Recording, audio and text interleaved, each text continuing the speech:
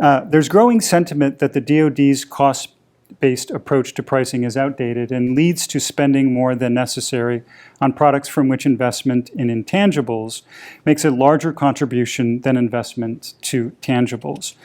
Software is a key example, but by focusing on labor, hours, and materials, is the DoD ending up paying more than commercial markets that would normally price that differently?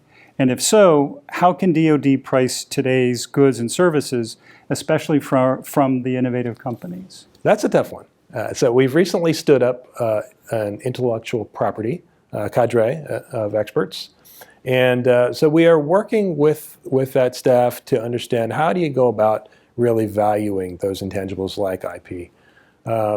I hear this frequently, that the DoD is overly focused on cost-based and is not ready to fully embrace the price analysis associated with the commercial products. And we get the kind of the tension that exists in that environment. I want to give credit to Janice Muskoff, who leads our cost price finance part of DPC.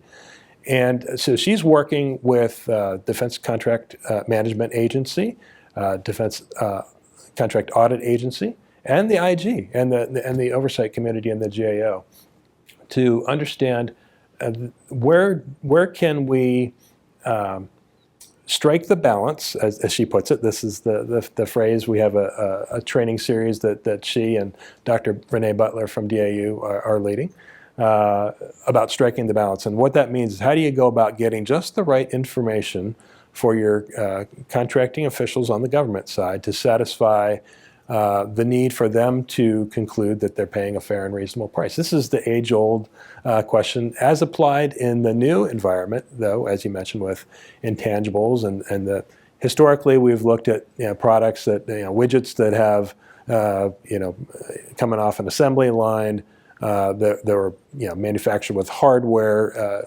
Today, most of the value in the goods and the systems, I should say, that we buy are largely these intangibles. So it's not, you can't use the same techniques necessarily. We recognize that there are some value techniques that we can apply, but it's really a matter of, and it comes back to what I mentioned earlier about the advanced pricing courses and keeping people current with the techniques that really apply to that type of environment. Now,